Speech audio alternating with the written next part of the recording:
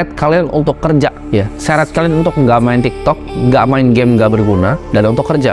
Mereka nggak akan lakukan hal itu. Mereka juga nggak akan kasih kalian Ferrari ataupun McLaren. Cuman diri kalian sendiri yang bisa ngasih kalian itu, yang bisa angkat pantat kalian untuk kerja. Orang tua kalian nggak akan paksa kalian untuk ngelakuin hal yang kalian tahu sebenarnya harus kalian lakuin, tapi kalian nggak lakuin.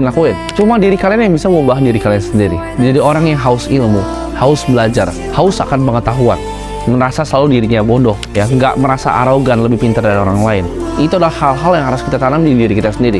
Gak ada salahnya kok untuk mau merubah hidup kita ya dengan punya lebih banyak uang. Waktu gue nggak punya uang ya, semua yang gue pikirin itu kenapa orang lain bisa bikin uang lebih banyak, kenapa gue nggak bisa punya uang, kenapa sih gue nggak bisa punya uang, apa yang berbeda dari gue sama dia, kenapa dia bisa, kenapa gue nggak bisa. Gue nggak sadar ya udahlah dia punya uang, gue nggak punya. Gue mikir gitu, kok dia bisa, kok gue nggak bisa. Orang kita sama manusia kok. Gue yakin dia juga makan nasi, gue juga makan nasi. Otak dia nggak lebih pintar dari otak gue. Itu yang gue pikirin. Ini ceritanya ya, kenapa gue waktu itu punya mindset kayak gini. Karena waktu itu gue jadi wedding organizer. Karena gue kerja berbagai macam. Gue punya bisnis, gue jadi WO pas weekend, gue jadi agen properti pas weekdays.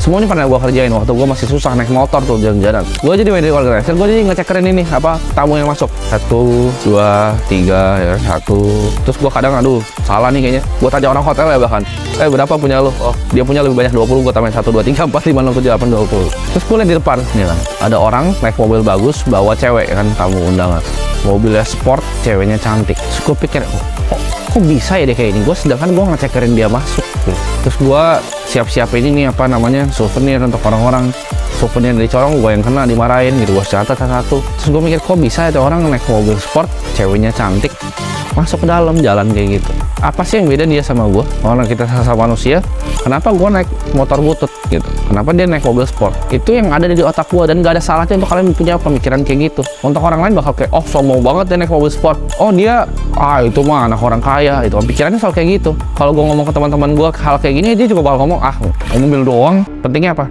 Itu bukan poinnya, tuh bukan mobilnya. Kalian ngerti gak sih? Poinnya bukan mobil sport ya. Buat orang yang nggak suka mobil pun, poinnya bukan mobilnya. Tapi kok bisa ya? Berarti dunia ini nggak adil dong. Dia punya ibarat kalau di main GTA tuh dia punya cheat code-nya. Kok dia punya cheat code-nya di hidup, gue nggak punya. Kok gue susah hidupnya, kok dia nggak? Itu yang mindset yang kalian harus punya. Jangan jadi orang kayak, terang aja dia orang tua yang kayak, oh dia mah bisnisnya haram, ntar apalah. Kerjanya cuma nyinyir, padahal kalau lu pada masih miskin gitu. Jangan jadi orang kayak gitu. Sejak gue lihat itu orang, tiap hari itu gue terobsesi dengan gimana caranya gue cari uang. Gue Google, gue nggak bisa tidur.